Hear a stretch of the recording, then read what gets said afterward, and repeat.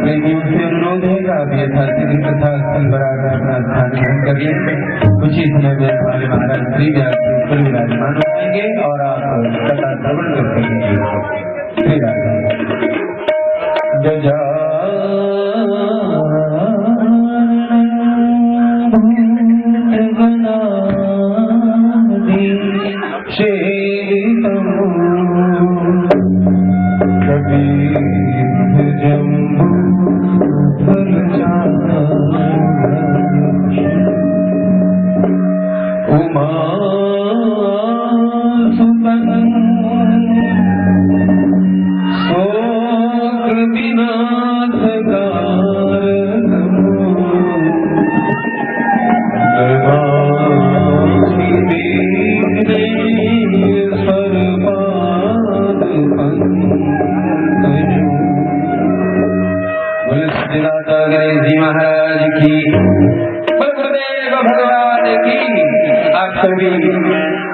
खड़े होकर महाराज श्री का अभिवादन करें।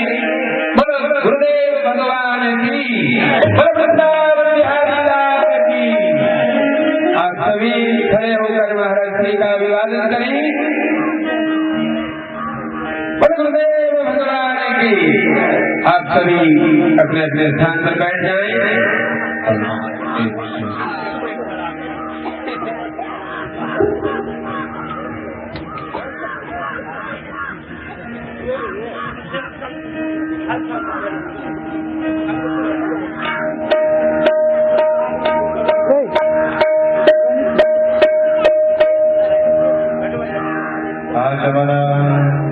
ओम केशवाय नमः, ओम नारायणाय नमः, ओम माधवाय नमः, हस्तौ प्रक्षाल्य गोविन्दाय नमो नमः।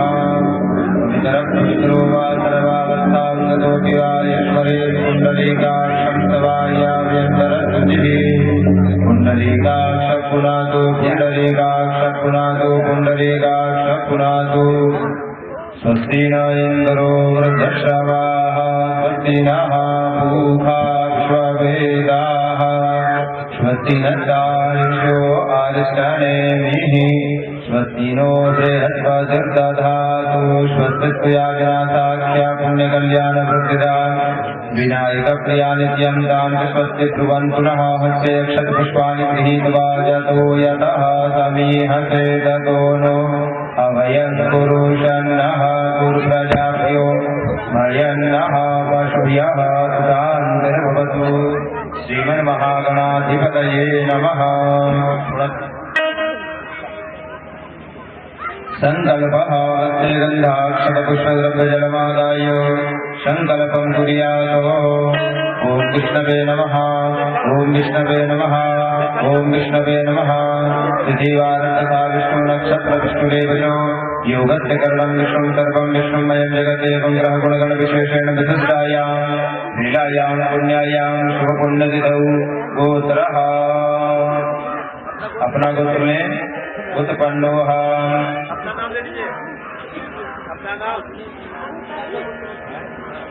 सपत्नीकोह अस्मिन् ग्रामे निवासिनां सर्वेषां वृद्धबालवनितानां सुतवर्गाणाम् अस्मिन् यज्ञेऽस्मिन् जयकिञ्चित् महोदयानां यस्मिन् तस्मिन् रूपेण सहायिकानां तेषां सर्वेषां जनानां प्रतिभूतोऽहं श्रीमद्भागवतसप्ताहज्ञानयज्ञस्य द्वितीयविषये यथा लग्नोपचारद्वारा भागवत पूजनं यथा लग्न उपचारेण व्यासपूजनं च अहं करिष्यामि। हालेलुया की प्रयोजन। हाथ में खोल लीजिए, श्रीमद् भागवत महापुराण का ध्यान करेंगे।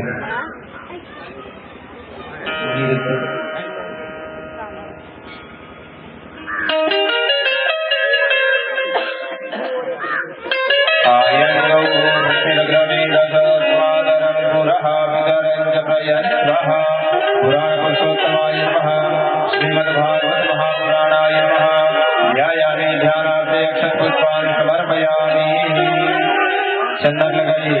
त्वां गंधर्वाय कनोत्वामिन्द्र त्वां बृहस्पति त्वामोपदे सोमो राजा त्वानिक्ष्मादमुच्यत गन्धाक्षतपुष्पाणि समर्पयामि।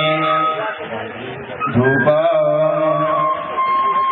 वनस्पतिगतोद्भूतो गन्धाढ्यो गन्धोत्तमः आग्नेय सर्वदेवानां धूपो यं प्रतिगृह्यता आज्यं च वरदु संयुक्तं वह्निनायोजितं मया दीपं गृहाणदेवेश त्रैलोक्यविरापहं धूपमाघ्रापयामि दीपं दर्शयामि हस्तप्रक्षालनं नैवेद्यामि नैवेद्यपुष्पोणेनाभ्यायाचेदं दर्शको कृष्णोद्यौः समवर्तता पृथिव्यां भूर्भुदिशः सूत्रात्मालोकावकल्पयन्नां नैवेद्यं निवेदयामि।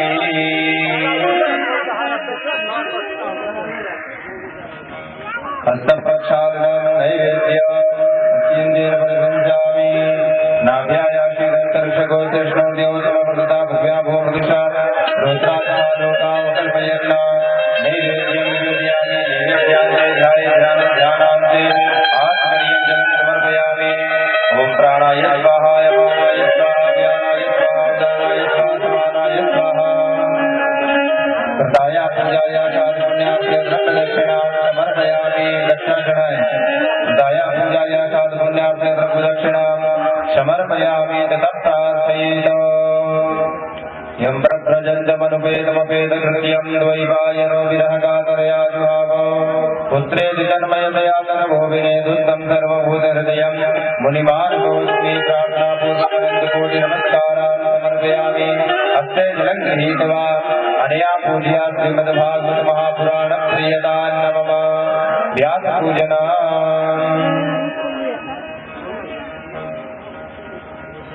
गुरुर्विष्णु गुरुर्देवो महेश्वर गुरुसाक्षात् परब्रह्म तस्मै श्री गुरुवे नमः। व्यासाय विष्णुरूपाय विष्णुरूपाय विष्णवे नमो वै ब्रह्मविदे वासिष्ठाय नमो नमः। व्यासस्वरूपाय ब्रह्मणे नमः।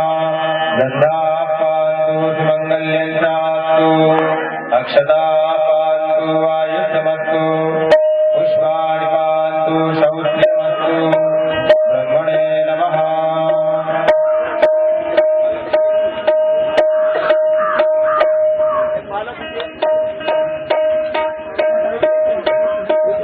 अज्ञानतिमिरान्धस्य ज्ञानाञ्जनशलाकया चक्षुरुन्मिलितं येन तस्मै श्रीगुरुवे नमः।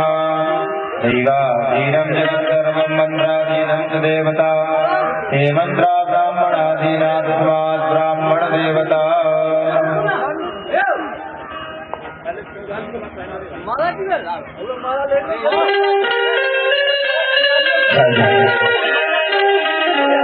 स्वागत के सिलसिला में जिन सज्जनों का नाम बोला जाएगा वो महाराज जी को माल्यार्पण कर आशीर्वाद प्राप्त करेंगे। सर्वप्रथम मुख्य यजमान श्री शोभाकांत झा जी महाराज श्री को माल्यार्पण कर आशीर्वाद प्राप्त करेंगे। श्री शोभाकांत झा महाराज श्री को माल्यार्पण कर रहे हैं। जोरदार तालियों से सम्मान करें। गुरुदेव भगवान की। श्री वशिष्ठ नारायण पाठक जी महाराज श्री को माल्यार्पण कर आशीर्वाद प्राप्त करेंगे। श्री वशिष्ठ नारायण पाठक जी महाराज श्री को माल्यार्पण कर रहे हैं। जोरदार तालियों से सम्मान करें। गुरुदेव भगवान की। श्री सुरेश झा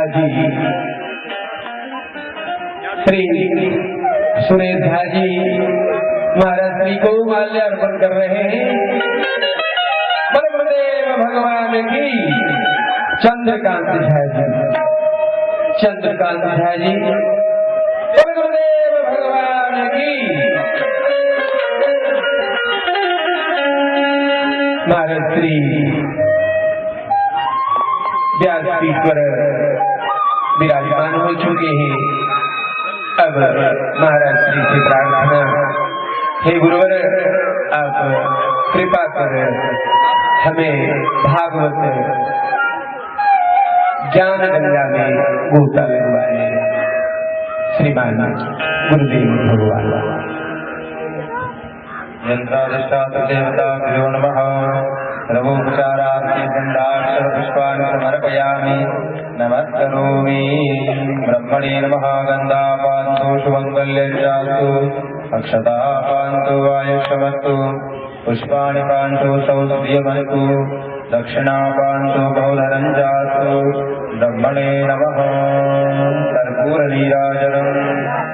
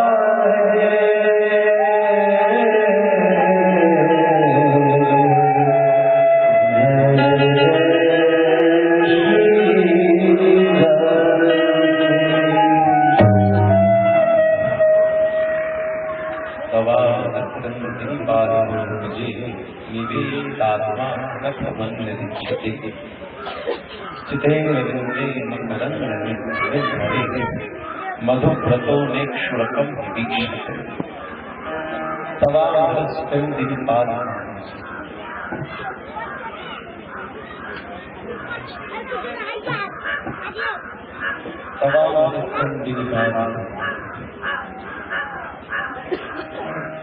जिसके चरण कमल से हमेशा ही अमृत की धारा है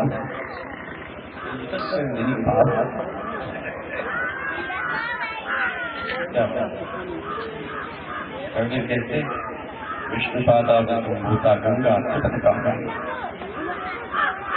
चरण कमल के जिसके भुवन को गंगा नाम कहते हैं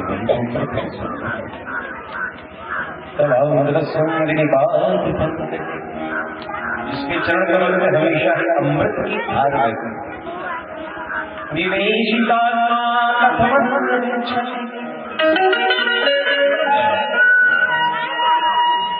यमुनाचार्य स्वामी कहते हैं निवेशिता कथमन्यदिच्छति, जिसका मन में लग गया,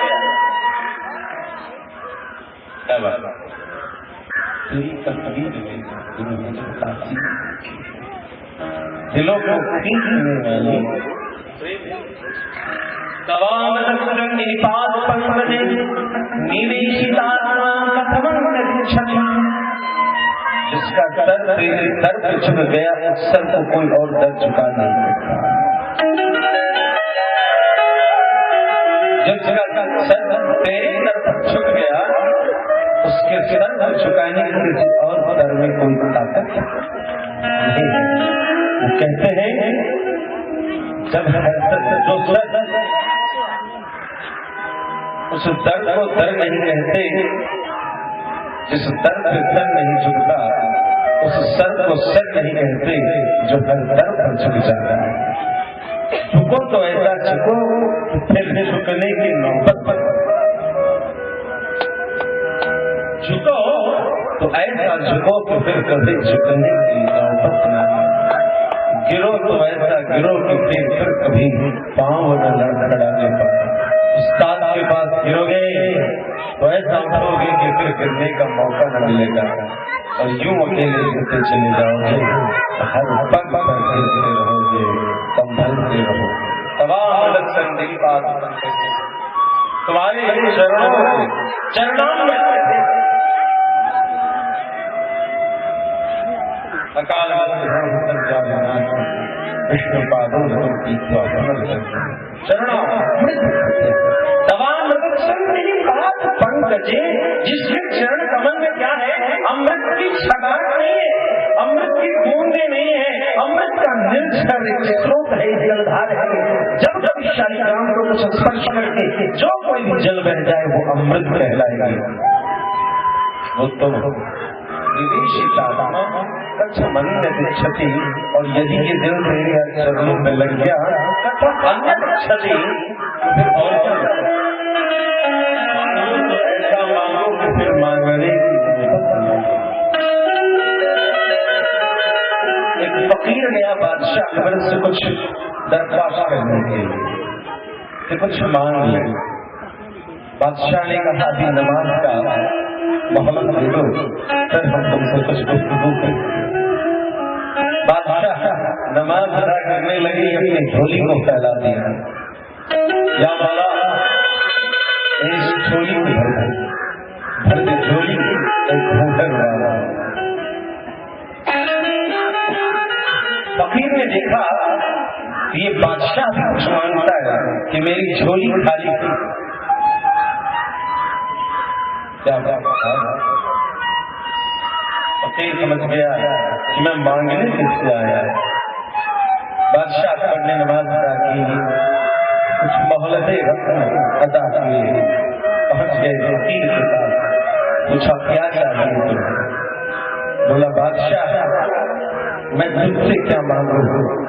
तो इतनी बड़ी सल्तनत का बादशाह होने के बाद, मुगल साम्राज्य का बादशाह होने के बाद भी जो तू उससे मांगता है, तुझसे मैं क्या मांगू?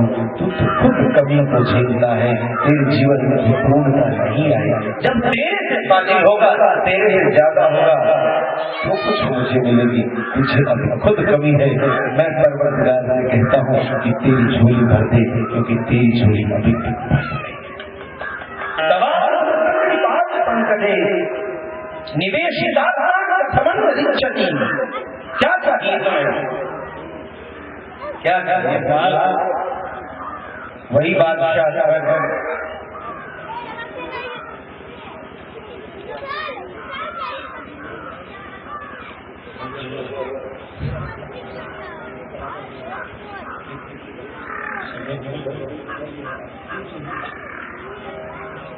वही बादशाह सूर बाबा को इस बात बुलाता है। बाबा संतों के चरित्र को सुनो, भगवान के चरित्रों को सुने से पता नहीं क्या मिले न मिले, क्योंकि रावण भी राम के चरित्र को सुनता है। रावण हे रामचंद्र को पुत्र पहुंचता है, कंस जानता है कृष्ण कौन है, हिरण्यकश्यप हृदयाक्ष जानता है कृष्ण कौन है, लेकिन कंस के चरित्र को सुना उसमें भीषण संत के चरित्र को सुना उसका क्रूर का उद्धार हो गया, इसलिए संतों के चरित्र को सुनो।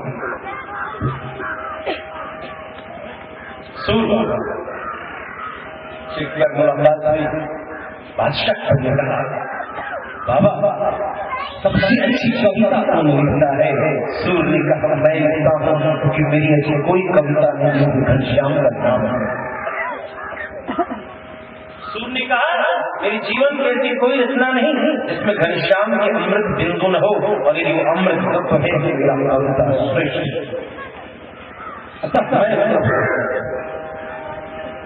मुझे नाम है कि मेरी हर कविता में घनश्याम का नाम कहती है। बादशाह ने कहा सूर बाबा आपने जो ये कहा तुलसी की कविता, समकालीन कवि तुलसी और सूर को तोलने की चेष्टा बादशाह करता है। इससे जो सूर है लेकिन फिर भी कहता है अखियां हरि दर्शन की प्यासी, देख चाहत कमल नयन को रहत उदासी, अखियां हरि दर्शन की प्यासी, जिसकी आंखें नहीं वो किस आंख की चर्चा करता है। सूर ने कहा अरे बादशाह तुझ जैसा मूर्ख बादशाह ने कहा अभिमान स्वयं का करते हो, मूर्ख मुझे कहते। सूर ने कहा मैंने अभिमान नहीं, मैंने अपने स्वामी पर गौरव किया, उनका नाम मेरी लेखनी में है, और यदि उनका नाम हर मेरी कविता में है, हर पद में है, तो हर कविता संसार की श्रेष्ठ कविता है। लेकिन तुलसी बादशाह जीवन में तुलसी ने कभी किसी कविता की रचना नहीं की। तुलसी की लिखी एक भी पंक्ति की कविता नहीं है। बादशाह हंसने लगा अरे तू बाबा तुम कैसे हो? संत हो, खड़ा करते हो, ईर्ष्या करते हो, जलन करते हो, द्वेष करते हो, अपनी कविता का तुम मनोहर कहते हो, तुलसी की कविता को कहते हो वो कविता नहीं। सूर ने कार्य पगले तू क्या जाने, सूर कभी कविता नहीं सूर जो लिखते, तुलसी कभी कविता नहीं जो तुलसी लिख देते हैं वो महामंत्र हो जाता है। महामंत्र जोई जपत महेश,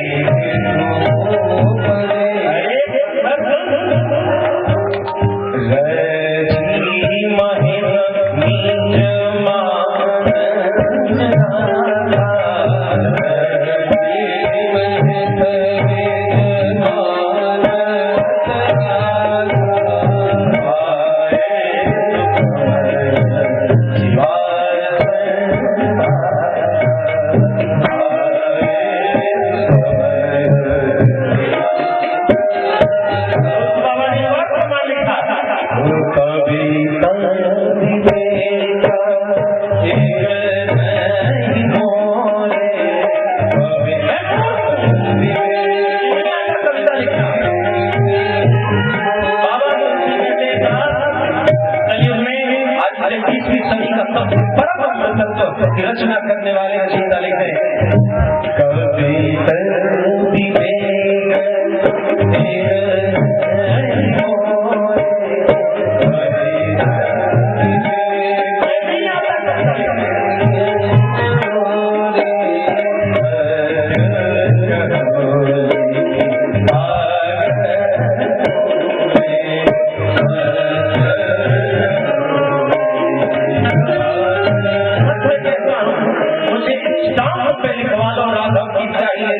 लेकिन मुझे कविता लिखना नहीं आता। अरे जो रची महेश ने मानंदरा का मननाथ राय यदि मंत्र जो मनन करने से तारने की शक्ति रखे, यदि वो मंत्र है तो ऋषि महेश ने मानस रखा, जिसका वर्ण भगवान शंकर कहते हैं और जिससे वो तारण शक्ति आशीर्वाद सबको मुक्ति प्रदान करते हैं। अरे मूर्ख बादशाह, वो राम की कथा, वो राम का नाम कोई कविता नहीं, वो महामंत्र है।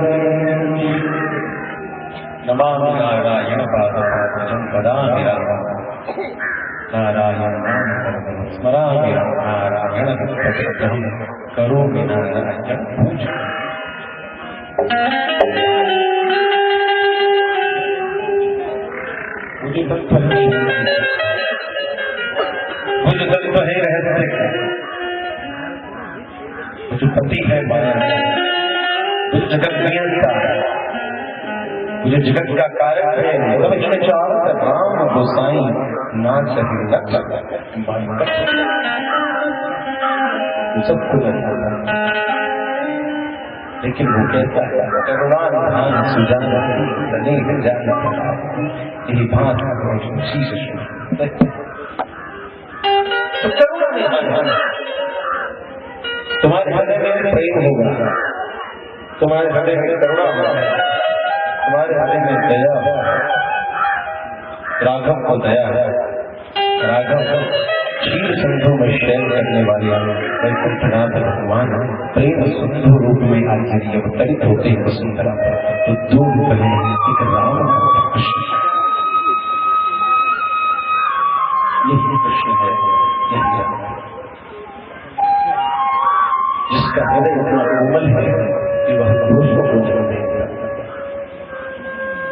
जिसका हृदय इतना कोमल है, श्री पंडित जो कहता है कि मस्तक में समत्व का भाव रहता है। ये सूर्य को कहते हैं कि सबको प्रकाश और इस्तेमाल देती है, मगर इधर छोटा सा पर्दा लग जाए उसके नीचे सूर्य नहीं आता। ये जल के निर्जल बिंदु कहते हैं कि मैं सबको इस्तेमाल कर लेता हूं, लेकिन छतरी लग जाए तो छतरी के नीचे जल कम और छतरी के किनारे जल की बूंद में कुछ अधिक मात्रा में गिरती, लेकिन एक मात्र परमतत्व है जो एक ब्रह्म का प्रतिपादन करता है, जो एक परमात्मा का स्वरूप है, वो मात्र एक ऐसा है जो जब से रूप से अवस्थित है, प्रस्तुत है, विद्यमान है। वही परमात्मा भगवान शब्द ब्रह्म ही श्रीमद् भागवत उसी ब्रह्म, उसी परमात्मा, उसी भगवान की जिसे भगवान कहते हैं उसकी कथा।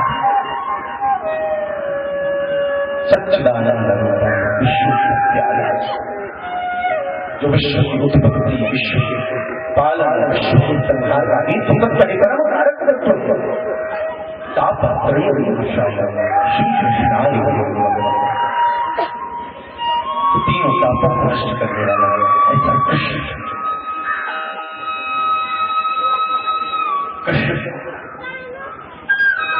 जो तीनों तापों को नष्ट करने वाला ऐसा कृष्ण, ऐसा परम सुंदर भगवत, उसको हम प्रणाम।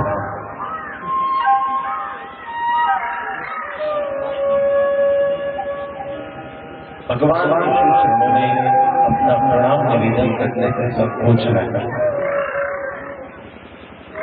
हम जीवन भर माला कहते हैं, लेकिन कई बार हम लोगों ने अनुभव किया भैया साष्टांग मारो, कौन नहीं झुकता, कौन नहीं झुक रहा, कौन नहीं झुकने दे रहा है, कौन नहीं इस मिथिला रचने जिन रज के नीचे कहीं जान की चीटी थी।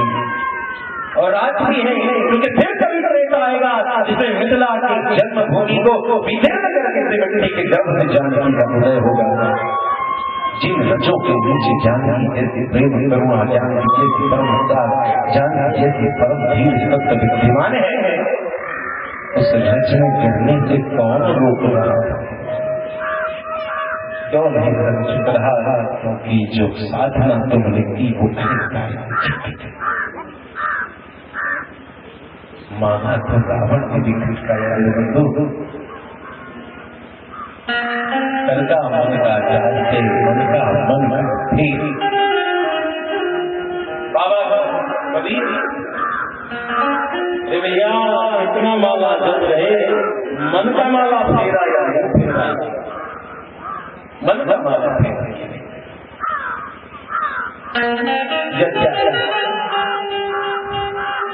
अपने मने मने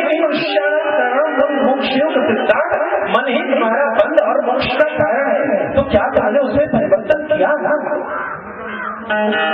मनोदम मतलब बड़ा चंचल है, और मन कैसे रुकेगा?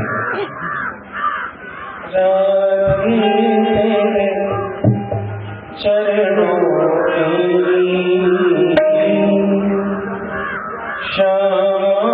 तेरे चरणों की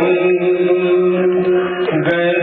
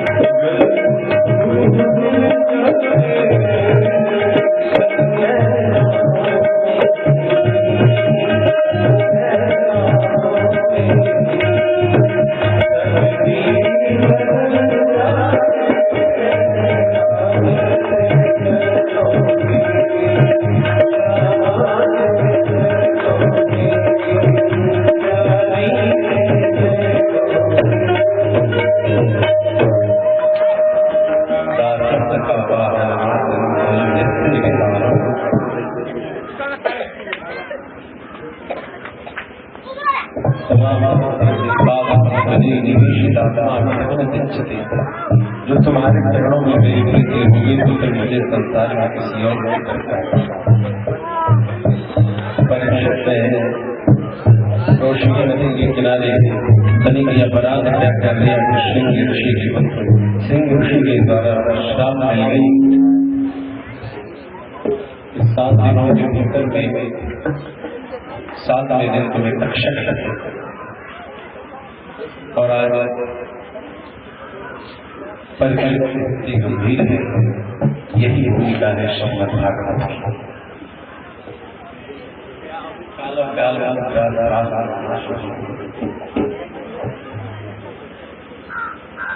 ज्ञान विध्वंस कोटि सूर्य मम करुण रसायन। शौनकादि मुनियों ने सूत जी से कहा, अज्ञान विध्वंस कोटि सूर्य प्रभाव। ये सूत आख्या है, आप मुझे कहिए अज्ञान अंधकार को दूर करने के लिए कोटि सूर्य प्रभाव करो, सूर्य के समान जो तेज पुंज है, ऐसा जो है मम कर्ण रसायनम, मेरा कर्ण क्या है, रथ का अयन, मेरा कान आज जो है रथ का घर है, रथ का लक्ष्य, यानी कथा कथामृत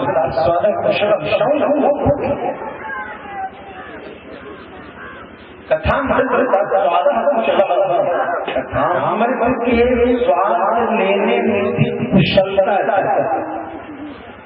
ऐसे जो कुशल है कथा को सुनने वाले किसके थे? विश्वासो गुरुवाक्येषु स्वस्मिन् दीनत्वभावः। श्रीमद् भागवत की कथा पर विश्वास होना और स्वयं में दीनता का भाव होना, ये सिद्धांत है कथा को श्रवण करने का। क्योंकि कोरे कागज पर तस्वीर तो बनाई जा सकती है, मगर किसी एक कागज पर बहुत सारे आड़े पीछे रेखों के निशान हो या देखें तो उस पर कोई तस्वीर बनाना बड़ा मुश्किल है। तो अपने मन को पवित्र करना चाहिए और उस पवित्र शांत मन में, उस पवित्र मन में ही शांत वाले का काम करना चाहिए। हम 1 बजे से बैठ करके साउंड की फिटिंग 2:30 बजे भी उपस्थित होने पर यदि आप तैयार नहीं मिलेंगे तो फिर कैसे काम चलेगा। 1 बजे से आप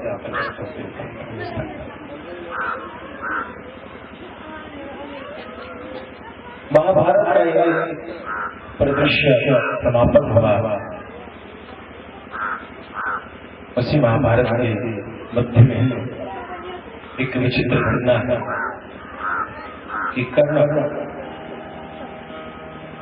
आज अर्जुन के बाणों में भीम आज कुरुक्षेत्र के मैदान में खड़ा है।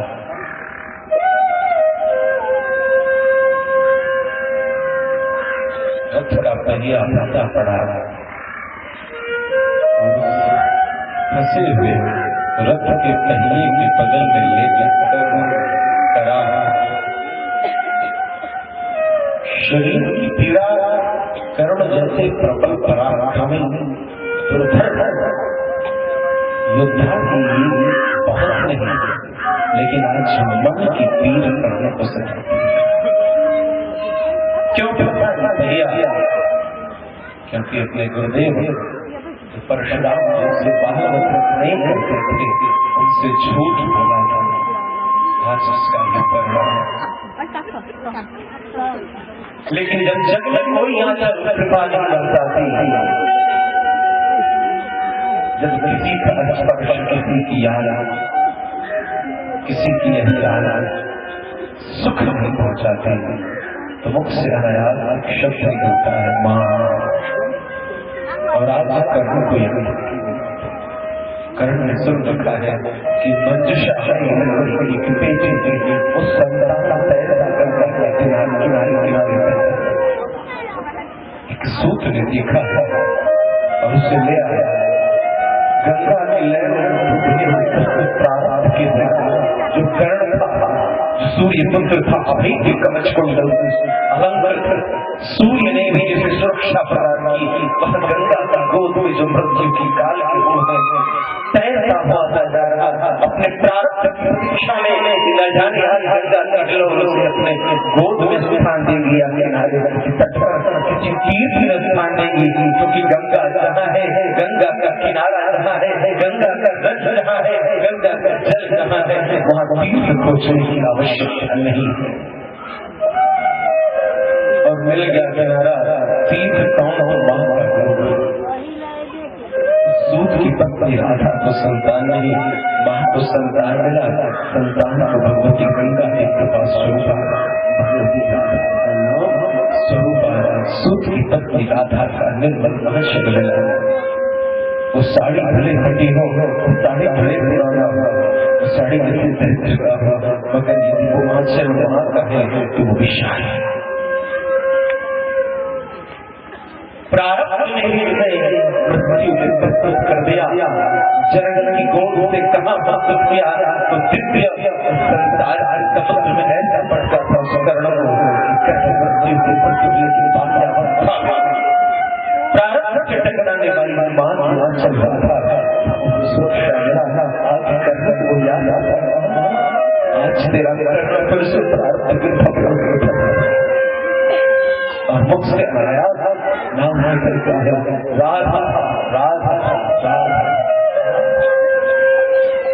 राधे राधे।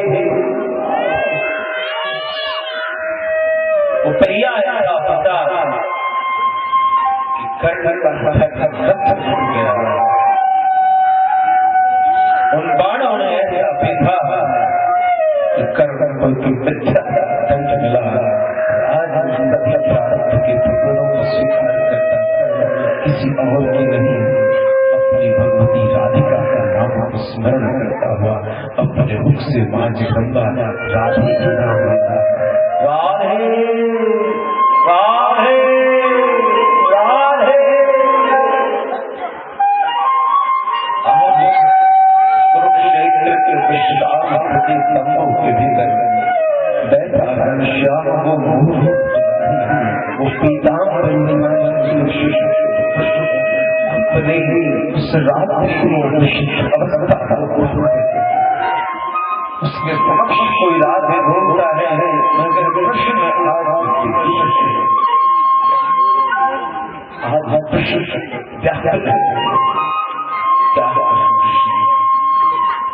क्योंकि आज वायु को तंग नहीं किया, आज कृष्ण हृदय को तंग कर दिया। आज कृष्ण ने कई वर्षों पूर्व जितना त्याग करके कृष्ण आज धर्म की पथ पर चला, आज त्याग कृष्ण को परम सुंदरी भगवती श्री राधे की याद आ गई, मुख से अनायास निकला राधे।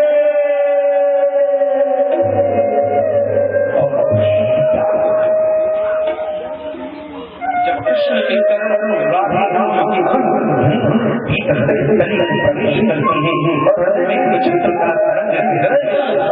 कृष्ण प्रिया राधिका जो हमेशा कृष्ण के हृदय में उनके मन मंदिर का आधार और राधे राधे का सुंदर श्री राम वृंदावन में अच्छे से विश्वान को आंदोलित करती है।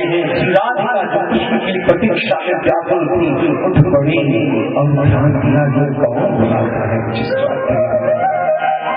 ये कौन है जो पुकार रहा, इसकी आवाज में करुणा है, इसकी आवाज में चीख है, इसकी आवाज में दर्द है, कौन कहता है राधे राधे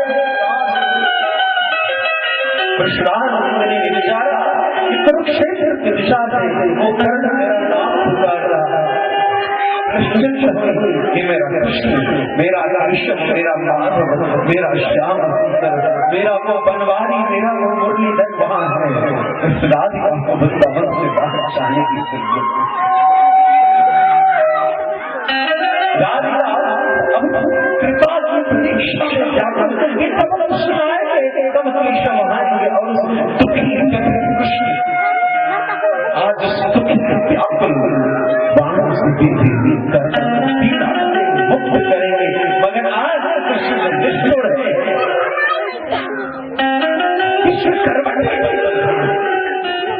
प्रेम युक्त कृष्ण आए थे जंजीरों में बंधा, कृष्ण अपने पलट पलट कर गाते बिता रहा, मगर क्या करे कृष्ण अपने चरण को नीचे रखकर धरती भूधरा सुशोभित करता हुआ उसको क्षेत्र के उस भूमि को पवित्र करता हुआ कर्ण के पास नहीं जा रहे और मात्र अपने व्याकुलता उस पलंग पर विश्राम के लिए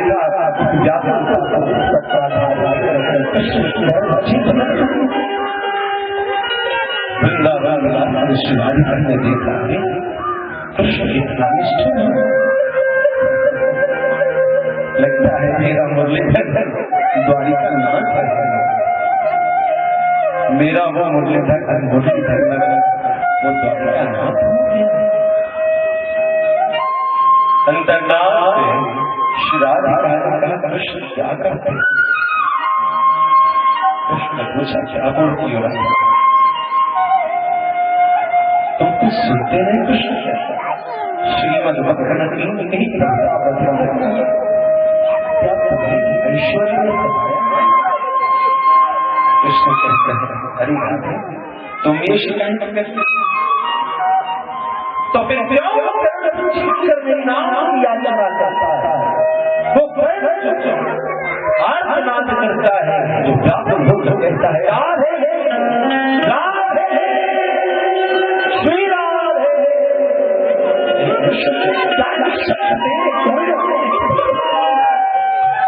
क्या भूलता नहीं कि वो कुरुक्षेत्र के मैदान में मेरे कृष्ण तो इतना श्याम सुंदर न रहा शायद द्वारिका नाथ हो गया।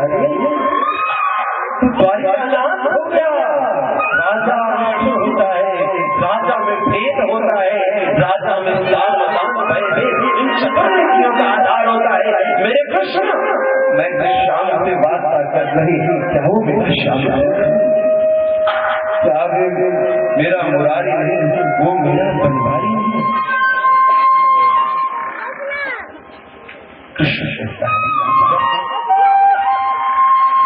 मुझसे शिकायत मेरी स्थिति को देख भी नहीं चाहता, मेरी व्याकुलता को नहीं देख रही कि वो कर्ण जब राधा बोलता है तो पैर पलंग जो मुझे सुख देने को है पलंग मुझे काटने को दौड़ते हैं। लेकिन क्या मैं कर्ण तो क्या कर रहा था? मेरा सब प्रश्न राधिका क्या आज क्या अच्छा कृष्ण इतना विवश है जो राधा नाम सुनकर शांत बैठा था, जो राधा राधे के नाम की शोभा कृष्ण थक गया था। वो मेरा प्रेम करने के लिए गया जिसे मैंने साझा वक्त में धर्म स्थापना के लिए जिस अपने प्रेम अपने श्याम सुंदर का क्या राधा ने किया वो कृष्ण क्या आज धर्म के पथ पर फटा इस पलंग पर विश्राम को चेष्टा कर रहा है। कृष्ण कहते हैं राधा तेरे कृष्ण धर्म के पथ पर चल कर कभी थकने वाला नहीं, मानव तो चलता रहेगा धर्म के पथ पर। वही कृष्ण है, वही कृष्ण है, वही कृष्ण है। ये तो कृष्ण ये तो कृष्ण पतो जहाँ कृष्ण है वहाँ गए। क्यों आचरण की पुकार की याद है क्यों उसे अपयश मिल रहा है? कर्ण पुकारता है राधे और कृष्ण निष्ठुर है। तुझे पसंद है किस निभाना तुझे आज तो पलंग का क्या करता है? मैं जिस कृष्ण की आराधना करती हूँ, जिस कृष्ण की प्रेम करती हूँ, मैं जिस कृष्ण की प्रिया क्या वो बंध गया कुछ शब्दों में? क्या वो बंध गया कुछ नीतियों में? क्या मेरा कृष्ण बंधने वाला है? दादा कृष्ण किसी और से सकल भगवत मंदिर निवसित हृदय ईशा श्री हरि भक्ति प्रविशति हृदय ईशा भक्ति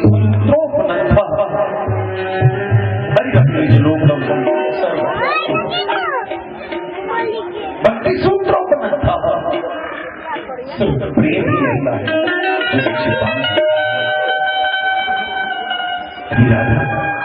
तुझे मेरी व्याकुलता सुनना चाहते हैं।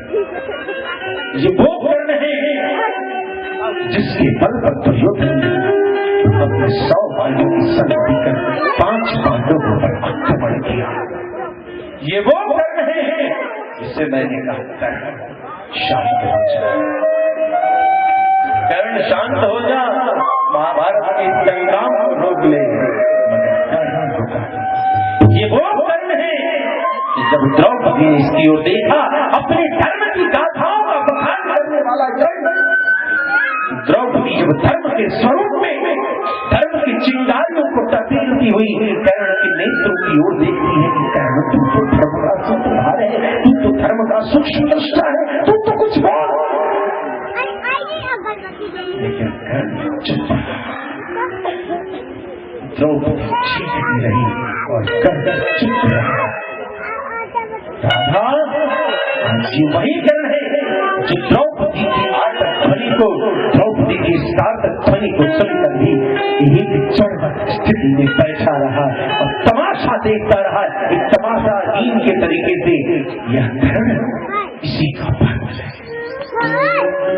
आज मेरे हृदय में इसके लिए भी प्रेम की तरंगे हैं, इसका भी करता रचने को मैं विवश, मगर मैं कैसे याद कर लूं, कैसे भूल जाऊं उस घटना को, जिस घटना में तो द्रौपदी ने कहा था कर्ण तू तो धर्म का सूक्ष्म जानकार है, तू तो समझा अपने मित्र को क्या कर कर्ण किस धर्म की आन में चुपचाप बैठा रहा।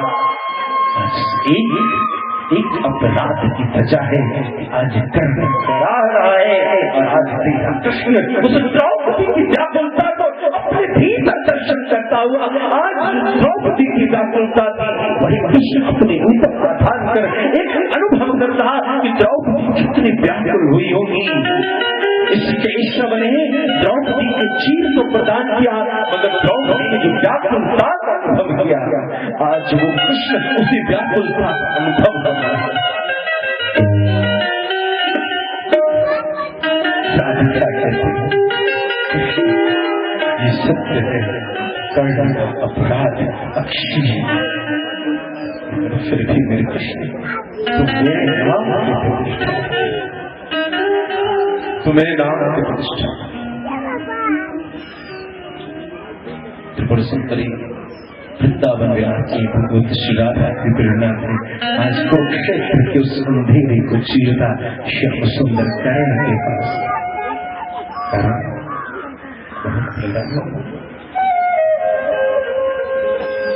कर्ण ने कमल में प्रश्न किया, कृष्ण इस कर्ण को ये बाण क्यों लगा, इस कर्ण को मृत्यु का भय है, इस कर्ण को पराजय का भय है, इस कर्ण को अपयश की ग्लानि। कर्ण तो कहे तो तुझे स्वस्थ कृष्ण, आज जो कृपा आपने की ना, यह कृपा मैं जानता हूँ कृष्ण स्तु भगवान स्वयं, मैं जानता हूँ कि तुम ही परम तत्व हो, जिसकी ध्यान धारणा समाधि के द्वारा ये योगी मुनि संत जन कई जन्मों तक आराधना करते हैं, तो तेरे चरण रख के एक कांति की दृष्टि दर्शन में प्राप्त। आज मेरे पक्ष खड़ा है और मैं प्रयास करूं, मैं चेष्टा करूं इस संसार के वैभव की, तो कृष्ण को भी जानता है कर्ण को इस संसार के वैभव में कोई कष्ट नहीं। कर्ण अपने धर्म पथ पर चला और तू भी धर्म का पथी कृष्ण, कर्ण अपने धर्म पथ में आने वाले परिणाम स्वीकार करने के लिए कृष्ण तेरी कृपा अनुपम है कि आज संत बेला प्रति दर्शन और भगवान कृष्ण की कृपा कर्ण ने बड़ी सुगमता से शरीर का त्याग किया। कर्ण ने कहा कृष्ण से, कृष्ण तुझ कहता है कि मैं तुझसे कुछ मांगू, क्या मांगा, क्या मांगा? तू जो कहता है मैं तुझसे कुछ मांगू, तू मेरे ऊपर कृपा करे, तू मेरी गति बनाना चाहता है। मैं जानता हूं मैंने कौन से अपराध किए, जिस अपराध की क्षमा की, लेकिन फिर भी तो मुझसे क्षमा की याचना करके तू कहता है तो सुन, मेरी चिता वहां सजाना जहाँ किसी की मृत्यु की हुई हो, किसी की चिता न जली हो, ऐसा कोई स्थान कर देना जहाँ किसी की चिता न जली हो, जहाँ मृत्यु का भय न हो, जहाँ निर्भीकता हो। कृष्ण ने कहा, कंस, संसार में इस वसुंधरा पर ऐसा कोई स्थान नहीं जहाँ कोई मरा, जहाँ किसी की चिता न चली।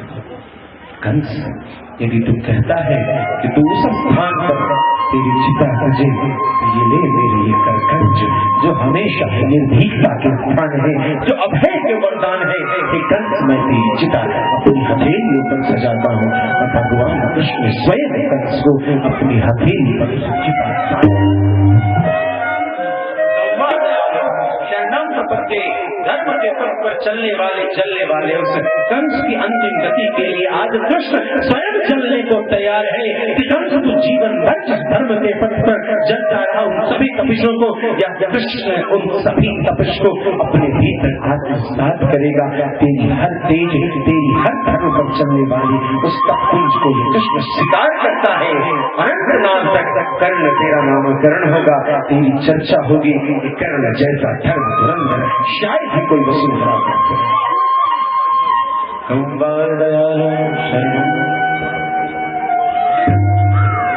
राधा रमण हरि जय जय राधा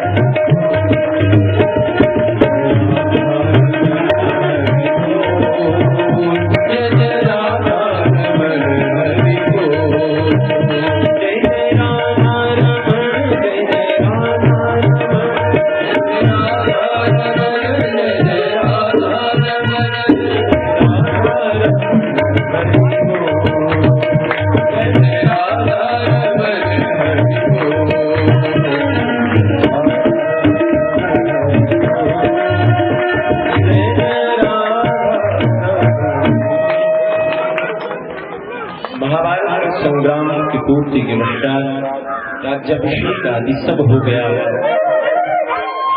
अश्वत्थामा ने द्रौपदी के 5 संतानों का वध कर दिया। द्रौपदी ने जैसे कहा, अर्जुन चल पड़ा है आज वध करने को। क्षमा मांगता अश्वत्थामा को अभयदान देने वाली द्रौपदी ने कहा, क्षमा कर दो। क्या करे अर्जुन, वध करे या क्षमा करे? संकल्प बदला, द्रौपदी का अभयदान, धर्म संकट में सदा अर्जुन क्या ब्रह्म बंधु महत्व हाथ का ही होता है। ब्राह्मण का संतान है, गुरुपुत्र है। मैंने पुत्र के नाश का, पुत्र की हानि का कष्ट अनुभव किया। मैं कैसे मानता कृपी जो गुरु मानता है उनको संतान की हानि का कष्ट प्रदान कैसे होगा? देखो भाई, ये कथा में जो बुजुर्ग लोग बैठे हैं ये ऐसे नहीं बैठते, तो क्षमा करेंगे। हाँ, यदि कथा में कथेंगे वो जूता सर पे न रखिए। अच्छा, पैर छोटा हो गया, छोड़ दीजिए पैर को। बैठे जैसे भी बैठे तरीके से बैठे। कुर्सी वैसे लोगों के लिए कुर्सी रखी गई, जो अस्वस्थ हैं वो कुर्सी पे बैठे, लेकिन कथा की मर्यादा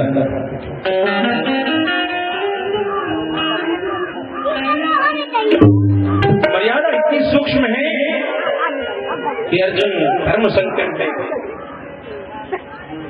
कृष्ण ने कहा आदिदाई का वध होना चाहिए,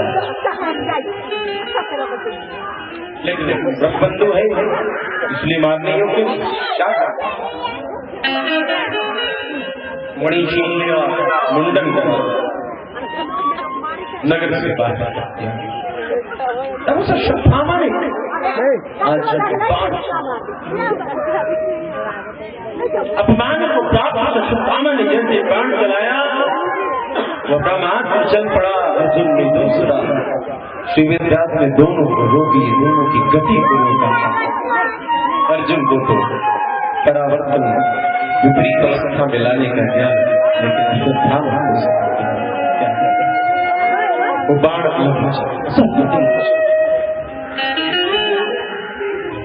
आज कृष्ण रथ पर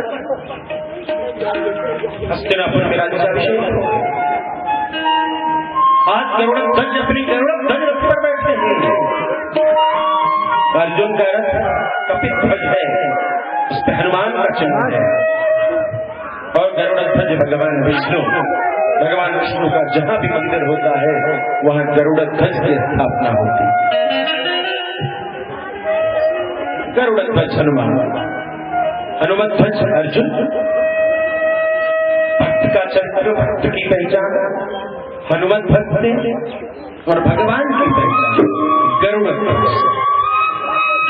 आप घंटी बजाते हैं, घंटी में जो आकृति है ऊपर घोड़े पर, वो क्या है? गरुड़। गरुड़ के बिना कोई भगवान नहीं। मेरे दीन बंधु भगवान गरुड़ पर चढ़ के आ जाता। ठाकुर जी घंटी बजा रहा हूँ, गरुड़ को साक्षी बनाया है, आप उस गरुड़ पर आ जाना और इस नैवेद्य को स्वीकार करना। वही गरुड़ है जो ज्ञान का प्रतीक है, जो सेवा का प्रतीक है, जो भक्ति का प्रतीक है। उस गरुड़ को साक्षी न लेकर भगवान की आरती, भगवान का भोग, भगवान का नैवेद्य करते हैं। उसी गरुड़ को भगवान ने अपने रथ के ऊपर गरुड़ध्वज रखा।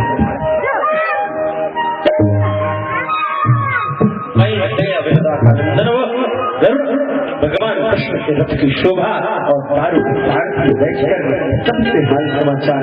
और भैया बड़ा अच्छा लगा इतने दिन हो सभी कुछ रो रहे, कुछ बिलख रहे, क्योंकि आज जब कृष्ण आया था तो सुहागिनियों की फौज थी हस्तिनापुर में। जो आज कृष्ण जा रहा महाभारत के संग्राम के बाद जो अटखेलियां करते हुए जो हास्य गंग देवियां थी, आज उनके माथे में सिंदूर नहीं। कृष्ण की एक मुस्कान मात्र जिनके जीवन का आधार रह चुकी है। यदि जीवन में कह चुके हैं तो कभी श्याम सुंदर आएंगे और अपनी उपस्थिति हस्तिनापुर में दिखाएंगे तो जैसे बुझते जिया दिए को कभी सहारा मिल जाएगा। ऐसी स्थिति की विधवाओं के विशाल अंबार को देखा अपने नेत्र से सबको सांत्वना प्रदान करता। और भैया कैसे बहुत अच्छी अच्छी बातों को, मीठी मीठी बातों से करता हुआ वो मुरली मनोहर सबके मन को शांति प्रदान करता हुआ अपने लिए विदा की आज्ञा मानता है। कहो तो मैं चलूं यहाँ से। भैया मेरी गर्भ ऐसी है, मेरी ठाकुरानी तो बड़े नाजुक नखरे वाली है।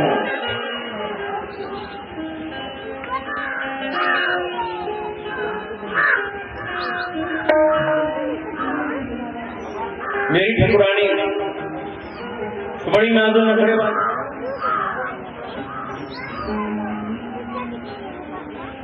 नहीं सत्य भावना रूप गई तो देवताओं से भगवान का रिश्ता चलने तो हमारे घर गृहस्थी है। तुम्हारी तो एक दो पत्नियां हैं, हमारी कितनी है साहब? 16,000 एक तो बड़ी गृहस्थी। आज्ञा हो तो कभी व्यंग करते हैं, कभी सांत्वना देते हैं, क्योंकि कृष्ण आज हस्तिनापुर के सभी वासियों को आपने कहा मुझे ये भी मैं अपने दुख से वो कृष्ण चरित्र कितना विषम है। एक कृष्ण हस्तिनापुर के राजमार्ग पर आज अपने रथ पर आते हैं। एक तरफ उत्साह का दृश्य, पांचों पांडव बड़ी मुस्कान के साथ, बड़ी आनंद के साथ, क्योंकि आज द्रौपदी और कुंती की प्रतिष्ठा की लड़ाई में विजय श्री की प्राप्ति किया है। आनंद है, उत्साह है, उत्साह है। और इधर जब दूसरी ओर देखते हैं तो आज कौरवों की विधवाओं का अपमान। कृष्ण क्या करे, तो कभी तो हास्य बिंद, कभी गंभीर, कभी करुणा, कभी प्रेम, कभी सांत्वना, किसी भी प्रकार से सबके मन में शांति प्रदान करता कृष्ण कहता है अब मुझे द्वारिका जाने दीजिए, अब मैं द्वारिका जाऊंगा, फिर आप सबसे मिलूंगा। सभी ब्रह्मांड चलता चलता उत्तरा के गर्भ उसकी तपिश से व्याकुल उत्तरा ने देखा यह क्या है? एक दिव्यमान जो रक्ष को तपिश में परिवर्तित करता हुआ जलता हुआ वो तूफान पर परिवर्तन करने को प्रस्तुत है, वो ब्रह्मास्त्र आ गया उस कक्ष में। गर्भणी उत्तरा,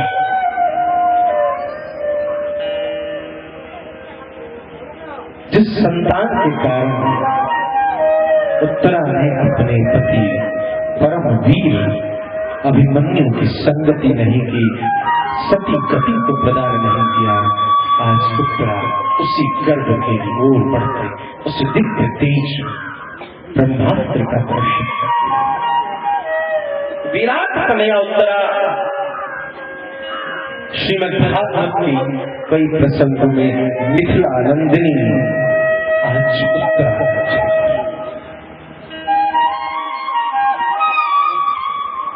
क्या आज द्वापर में फिर से एक मिथिला नंदिनी धर्म की रक्षा करने की प्रस्तुत हो गई। असहते और गर्भणी सगर्भणी उत्तरा पलंग पर लेटी उस तेज को देखते ही कुछ और चाहिए, कहाँ जाए, दौड़ पड़ी। आज कौन दौड़ना, कौन जाए? उत्तरा गई नहीं, दौड़ ये कौन है जो दौड़? एक ऐसा परमवीर अभिमन्यु जो जानता है शक्तियों में चला जाऊंगा, प्रवेश तो मैं मार्गों को चीर कर चला जाऊं, लेकिन बाहर निकलने का रास्ता नहीं है। आज मेरी पांडव सेना पर आघात करने की जिस चक्रव्यूह की रचना हुई, या तो मेरे पिता इसका छेदन कर सकते हैं, मैं छेदन को नहीं, मैं उसमें प्रवेश, जिसे मृत्यु का भय नहीं है,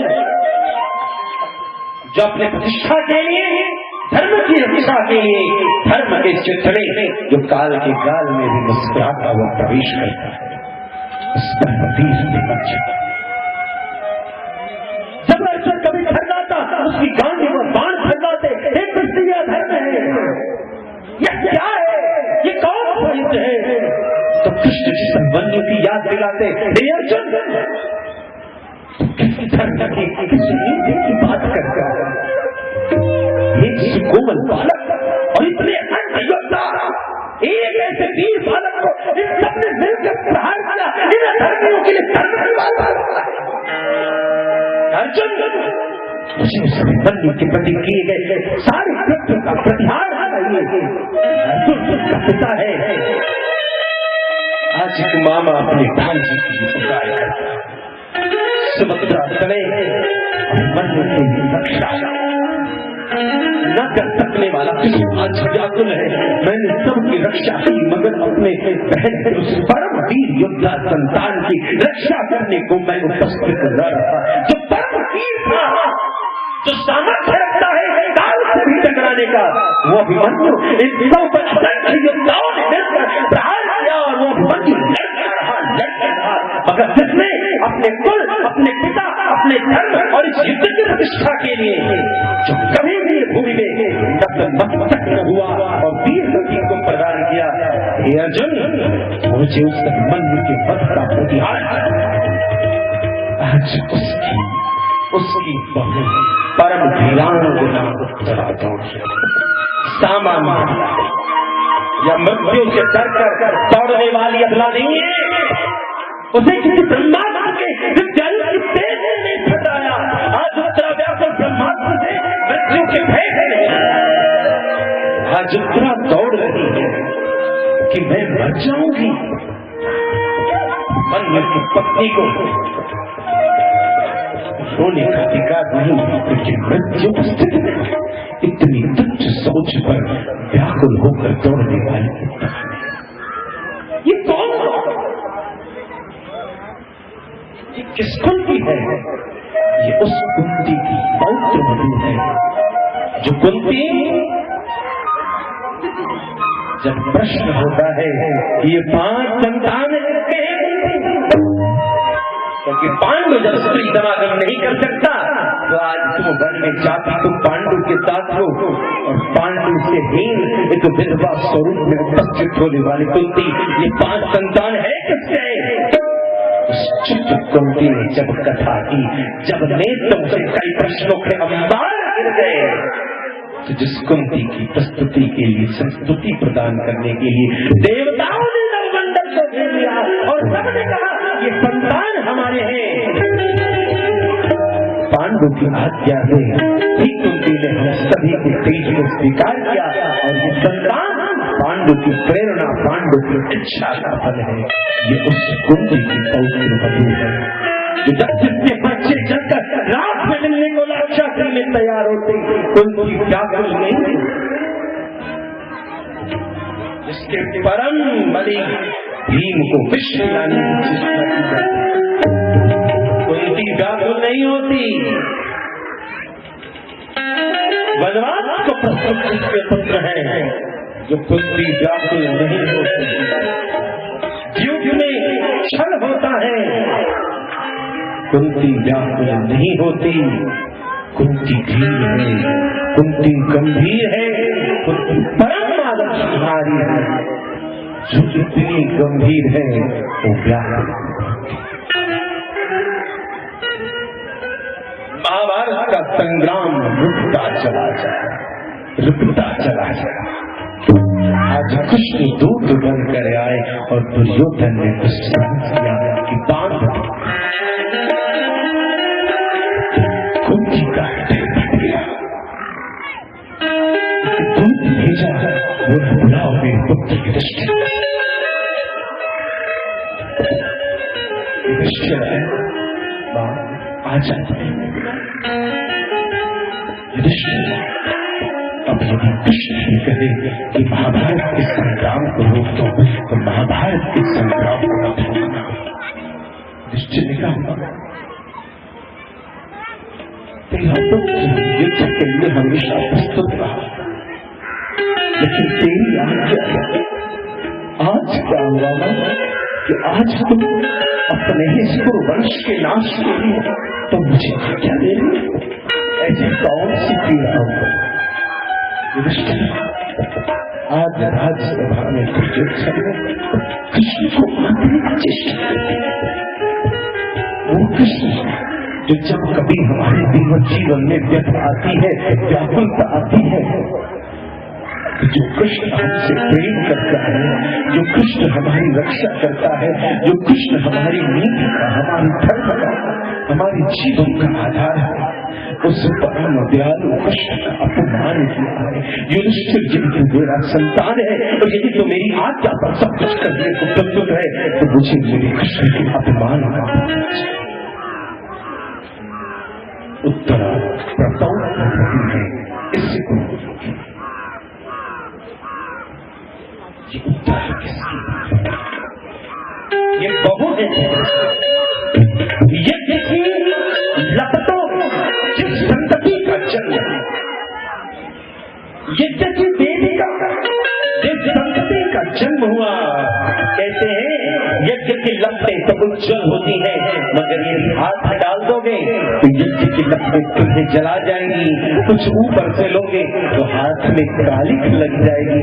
एक संतति जो लपटों से निकलती है वो यज्ञ के दोनों गुणों को लेकर स्वरूप में श्यामा, काली और उनके मुखाकृति में विचित्र का आकर्षण, विचित्र का प्यार। पिता ने देखा इसमें काला या काली ऐसा इस वसुंधरा पर एक है जो वसुदेव नंदन कृष्ण देखते हैं ये काली है पर भी सबके मन को मोहती है, सबके देखने में बड़ी प्यारी लगती है, इसलिए इसका नाम कृष्ण, इसलिए इसका नाम श्यामा है।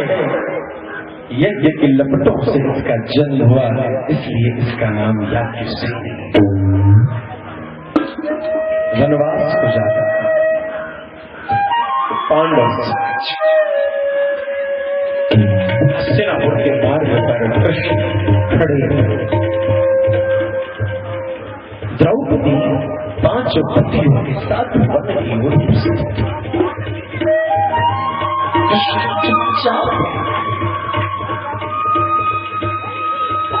द्रौपदी के मन में व्याकुलता है कृष्ण कुछ तो, लेकिन कृष्ण समय के प्रतीक्षा कर रहा है द्रौपदी। समय कृष्ण को तभी अपमान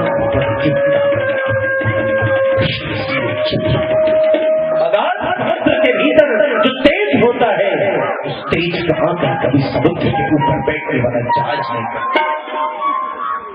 आज कृष्ण अगाध समुद्र हो शांत इन सभी घटनाक्रमों को, इन सभी अन्याय अनीतियों के अधर्म के परिणाम का मात्र मूक दृष्टा बनकर हस्तिनापुर के मार्ग में परम प्रेममयी द्रौपदी देख रहा कि वह वन की विचार क्या बोली कृष्ण। कृष्ण चुप है, ये वो घटना है जब कृष्ण को भी चुप होता है। द्रौपदी चल पूछती कृष्ण आप कुछ बोलोगे नहीं? कृष्ण क्या अरे द्रौपदी इसमें बोलने वाली कौन सी? सत्य है हम तो वन में जा रहे, वो कहते हैं ना सुख में सुमिरन तब करे, दुख में करे न कोई। सुख में तो तब है रे, दुख में कौन आता है? कृष्ण द्वारिका में अच्छे से रहना, हस्तिनापुर आते जाते रहना, नए संबंधियों से जानकारी लेते रहना। कृष्ण ने कहा अरे द्रौपदी तू क्या सोचती है? द्रौपदी से विहीन हस्तिनापुर कृष्ण नारी द्रौपदी तू नहीं जानती। मैं हस्तिनापुर के वैभव को देखने नहीं, मैं हस्तिनापुर के राज समाज को देखने नहीं आता। मैं हस्तिनापुर की किसी भी अन्य तत्व का दर्शन तेरा कृष्ण यदि हस्तिनापुर में आता है तो द्रौपदी तेरे हाथ की रसोई कृष्ण द्रौपदी से कहते हैं अरे कृष्णा जब तू हस्तिनापुर में नहीं रहेगी तो मैं किसके हाथ की रसोई खाऊं? कृष्ण आज बोला तो क्या बोल गया? क्या द्रौपदी का हृदय विभिन्न हो गया? क्या करते हो तुम्हें मेरी रसोई नहीं अच्छी कि तुम द्वारिका रसोई पाने आता है मेरे पास? रसोई को सभी बनाते हैं लेकिन तेरे हृदय की ममता जो स्वाद है वह किसी के हृदय में नहीं। द्रौपदी तेरी रसोई में जो प्रेम का स्वाद है वह मुझे कहीं और हस्तिनापुर में नहीं मिला। और जो यह स्वाद हस्तिनापुर में अब न रहा तो तेरा कृष्ण तेरा केशव हस्तिनापुर में क्या कर दिया? ये वो द्रौपदी है जब दुर्वासा से शापित होने की आशंका। आज द्रौपदी कि अब मेरे कारण कहीं दुर्वासा के द्वारा मेरे कुल पुत्र को श्राप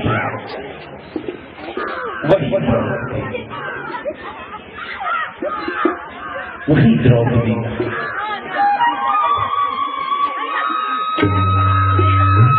आज 12 वर्ष वन के बीत चुके। जब पीड़ा होती है, जब पीड़ा होती है तभी प्रेमी की याद बिना मेघ जिसकी याद तुम्हें सुकून दे जाए समझ लेना ये हृदय से ही अपना जिसकी याद सुकून दे जाए, जिसकी याद शांति दे जाए, जिसकी याद विश्राम दे जाए वही तुम्हारा प्रेम। और आज द्रौपदी के मन में बात आ गई जैसे ही आज शाप के व्याकुलता की चर्चा हुई। ये मन में बात आई कि देखो 12 वर्ष का वनवास भी हुआ फिर भी कुछ नहीं। सच है सुख में तो सभी कुछ